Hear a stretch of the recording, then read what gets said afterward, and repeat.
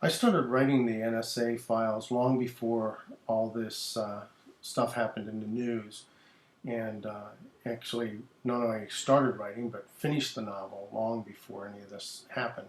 So one of the things that is interesting to me, having written the book before the news item, was just that I was able to explore the subject matter on my own. I didn't have to worry about whether or not I was covering the news or not covering the news or doing it differently or anything else. It was purely creative aspect of the book. So when I started the book, my beginning idea, was about Dan Johnston, who was a retired shaman, basically, and had worked as a shaman for the government in the past.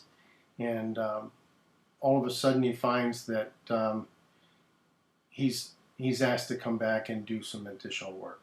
Now, years have gone by, and so part of what's happened is the people who are into the internet were a little bit unwilling to talk and work with Dan because what he did was strange to them, and vice versa. He didn't know anything about the internet or computers or anything like that, so they rather needed one another.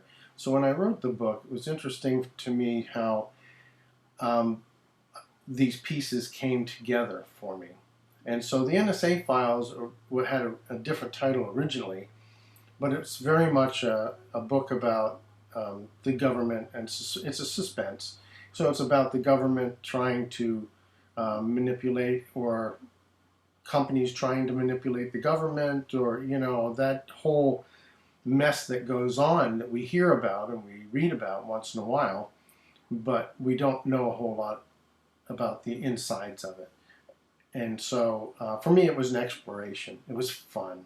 It was really interesting to try to get all the all the pieces together and try to understand them and let them sort their own way out of the problem. So once I got my shaman detective involved, then it was a matter of seeing where it led me. And of course, as a novelist, I don't outline, so I follow the characters to see what happens. And it was a really fun book to write. It happens to be one of my better sellers, partially probably because of the news, and partially, I hope, because it's a really interesting read.